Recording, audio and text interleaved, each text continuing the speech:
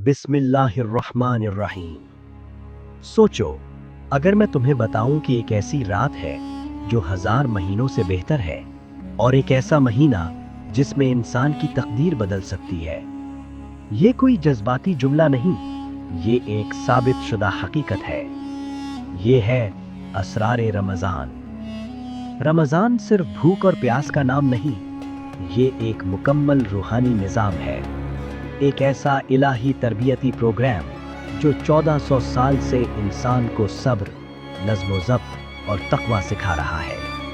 और सबसे हैरत की बात यह है कि इसका हर पहलू कुरान, हदीस और तारीख से साबित है। सबसे पहले एक बुनियादी सवाल, रोज़ा फ़र्ज़ कब हुआ? इस्लामी तारीख के मुताबिक रोज़े 2 हिजरी में मदीना मुनव्वरा में फ़र्ज़ हुए। कुरान मजीद की सूरा अल बकरा आयत 183 में वाज़े हुक्म दिया गया, ए ईमान वालो, तुम पर रोज़े फ़र्ज़ किए गए जैसे तुमसे पहले लोगों पर फ़र्ज़ किए गए थे, ताकि तुम तक़वा हासिल करो। ये आयत एक अहम हकीकत बताती है, रोज़ा सिर्फ उम्मत मोहम्मदिया पर ही नहीं था, बल्कि साबिका उम्मतों पर भी था। यानी रोज़ा एक आलमी रूहानी इबादत रही। अब सवाल यह है कि रमज़ान को खास मकाम क्यों दिया गया? कुरान इसका जवाब देता है, शहरे रमज़ान अल्लज़ी उन्ज़िला फ़ीहिल कुरान। रमज़ान वो महीना है जिसमें कुरान नाज़िल किया गया। 610 ईस्वी में मक्का मुकर्रमा के करीब गारे हिरा में पहली वही नाज़िल हुई। हज़रत जिब्राईल अलैहिस्सलाम ने नबी करीम सल्लल्लाहु अलैहि वसल्लम को इक़रा का हुक्म दिया। यही वो लम्हा था जिसने इंसानी तारीख़ का रुख बदल दिया। रमज़ान का असल मरकज़ कुरान है। यही वजह है कि इस महीने में तिलावत, तदब्बुर और कुरान से ताल्लुक़ बढ़ाया जाता है। अब रोज़े की हकीकत को समझते हैं। रोज़ा फजर से मगरिब तक खाने पीने और नफसानी ख्वाहिशात से रुकने का नाम है। लेकिन ये सिर्फ जिस्मानी भूख नहीं, ये इरादे की तरबियत है, खुद पर काबू पाने की मश्क है। हदीस में आता है, अस्सौमु जुन्नतुन, रोज़ा ढाल है, यानी गुनाहों से बचाने वाली ढाल। एक और हदीस के मुताबिक जब रमज़ान आता है तो जन्नत के दरवाजे खोल दिए जाते हैं, जहन्नुम के दरवाजे बंद कर दिए जाते हैं और शयातीन कैद कर दिए जाते हैं। इसका मतलब ये नहीं कि बुराई मुकम्मल ख़त्म हो जाती है, बल्कि इंसान को नेकी की तरफ बढ़ने के लिए साज़गार माहौल मिलता है। कुरान ने रोज़े का मकसद वाज़ेह किया, लअल्लकुम तत्तकून, ताकि तुम तक़वा हासिल करो। तक़वा क्या है? तक़वा सिर्फ खौफ का नाम नहीं, ये अल्लाह की मौजूदगी का एहसास है। वो कैफियत कि इंसान तन्हाई में भी गुनाह से बच जाए, क्योंकि उसे यकीन है कि अल्लाह उसे देख रहा है। ये अंदरूनी निगरानी का निज़ाम है। रमज़ान इंसान के दिल में यही निज़ाम मजबूत करता है। रमज़ान का एक अजीम राज लैलतुल क़द्र है। कुरान कहता है, लैलतुल क़द्र खैरुम मिन अल्फ़ शहर, यानी ये रात 1000 महीनों से बेहतर है। 1000 महीने तकरीबन 83 साल बनते हैं।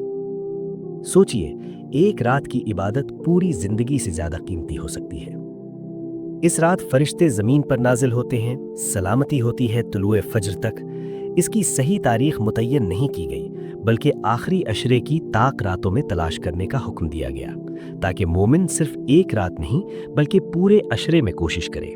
रमज़ान का एक समाजी पहलू भी है। ये सिर्फ इनफरादी इबादत नहीं, बल्कि मुआशरती इंसाफ का महीना है। ज़कात इस्लाम का बुनियादी रुकन है। साहिब निसाब मुसलमान पर साल में एक मर्तबा अपने माल का 2.5% देना फ़र्ज़ है। अक्सर लोग रमज़ान में ज़कात अदा करते हैं क्योंकि इस महीने में अज्र बढ़ जाता है। इसका नतीजा क्या होता है? मुआशरे के कमज़ोर तबक़ात को सहारा मिलता है, यतीमों, मिस्कीनों और मोहताजों की ज़रूरियात पूरी होती हैं। रमज़ान रूहानियत के साथ साथ माशी तवाज़ुन का ज़रिया भी बनता है। एक और अहम पहलू, सेहत। अगरचे रोज़ा बुनियादी तौर पर इबादत है, लेकिन साइंसी तहकीक ये बताती है कि महदूद वक्त में खाना खाने से जिस्म को आराम मिलता है, निज़ाम हज़म को वक्फा मिलता है और बाज़ औक़ात मेटाबॉलिज़्म बेहतर होता है। लेकिन याद रहे, इस्लाम ने रोज़े को सेहत प्रोग्राम के तौर पर पेश नहीं किया। ये इबादत है और सेहत इसका इजाफी फ़ायदा हो सकती है। इस्लाम आसानी का दीन है। बीमार, मुसाफिर या कमज़ोर अफराद के लिए रियायत मौजूद है। कुरान में वाज़े है कि जो शख्स बीमार हो या सफ़र में हो, वो बाद में रोज़े पूरे करे। रमज़ान की रातों का एक ख़ास हिस्सा तरावी है। تراویح وہ نماز ہے جو عشاء کے بعد پڑھی جاتی ہے اور اس میں قرآن مجید کی طویل تلاوت کی جاتی ہے۔ اکثر مساجد میں پورا قرآن رمضان میں مکمل کیا جاتا ہے۔ یہ اجتماعی عبادت مسلمانوں کو قرآن کے ساتھ جوڑتی ہے۔ تاریخی طور پر نبی کریم صلی اللہ علیہ وسلم نے چند راتیں جماعت سے تراویح ادا کیں، پھر اس خوف سے ترک کر دیا کہ کہیں فرض نہ ہو جائے۔ بعد میں حضرت عمر رضی اللہ عنہ نے اسے باقاعدہ جماعت کے ساتھ منظم کیا۔ رمضان کی ساخت بھی معنی خیز ہے۔ پہلا عشرہ رحمت، دوسرا عشرہ مغفرت، تیسرا عشرہ نجات سے، جہنم سے نجات۔ یہ تقسیم احادیث میں بیان ہوئی ہے، یعنی رمضان کا آغاز رحمت سے، درمیان مغفرت سے اور اختتام نجات سے ہوتا ہے۔ آخری عشرے میں اعتکاف کیا جاتا ہے۔ اعتکاف کا مطلب ہے مسجد میں قیام کر کے دنیاوی مشاغل سے الگ ہو جانا اور مکمل توجہ عبادت پر مرکوز کرنا۔ نبی کریم صلی اللہ علیہ وسلم ہر سال آخری 10 دن اعتکاف فرمایا کرتے تھے۔ یہ ایک گہری روحانی تنہائی ہے جو انسان کو اپنے رب سے قریب کرتی ہے۔ ایک اور اہم حقیقت یاد رکھیں، روزہ صرف کھانے پینے سے رکنے کا نام نہیں۔ حدیث میں ہے کہ اگر کوئی شخص جھوٹ اور برے اعمال ترک نہ کرے تو اللہ کو اس کے بھوکے رہنے کی کوئی ضرورت نہیں۔ یعنی اصل روزہ کردار کا روزہ ہے۔ آنکھ کا روزہ حرام سے بچنا، زبان کا روزہ جھوٹ، غیبت اور بد کلامی سے بچنا، کان کا روزہ برائی سننے سے بچنا، دل کا روزہ حسد، تکبر اور بغض سے بچنا۔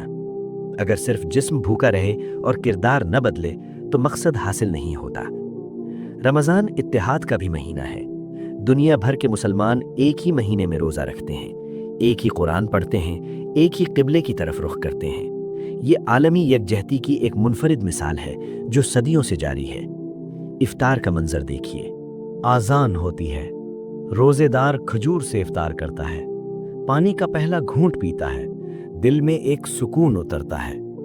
حدیث میں آیا ہے کہ روزے دار کے لیے 2 خوشیاں ہیں، ایک افطار کے وقت اور دوسری اپنے رب سے ملاقات کے وقت۔